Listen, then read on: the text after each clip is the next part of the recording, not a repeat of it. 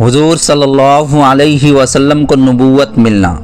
رسول اللہ صلی اللہ علیہ وسلم غار حرا میں اللہ کی عبادت میں مشغول تھے کہ آپ صلی اللہ علیہ وسلم کی نبوت کی مبارک گھڑی آ پہنچی۔ حضرت جبرائیل علیہ السلام غار حرا میں تشریف لائے اور آپ صلی اللہ علیہ وسلم سے کہا کہ پڑھیے۔ آپ صلی اللہ علیہ وسلم نے جواب دیا کہ میں پڑھا ہوا نہیں ہوں۔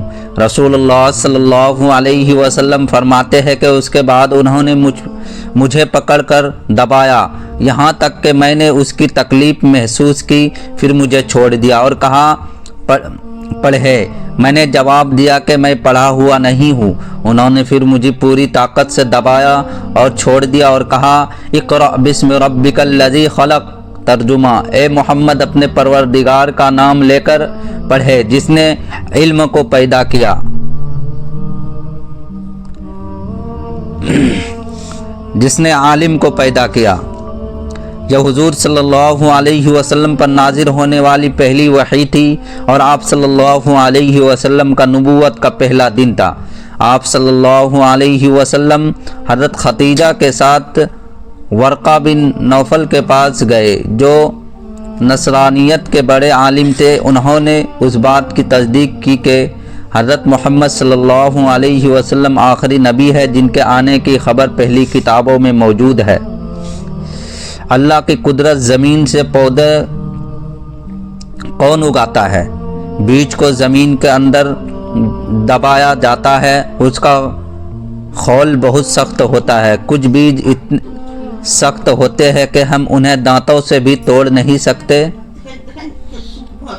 لیکن یہی بیج جب مٹی میں بو دیا جاتا ہے تو چند دنوں میں ایک نازک اور نرم پودا اس سخت بیج کو توڑ کر اور زمین کو پھاڑ کر نکلتا ہے۔ آخر اس سخت خول کو کون توڑتا ہے اور زمین سے پودا کون نکالتا ہے؟ قرآن پاک میں ہے یقیناً اللہ ہی بیجوں اور گٹھلیوں کو توڑتا ہے۔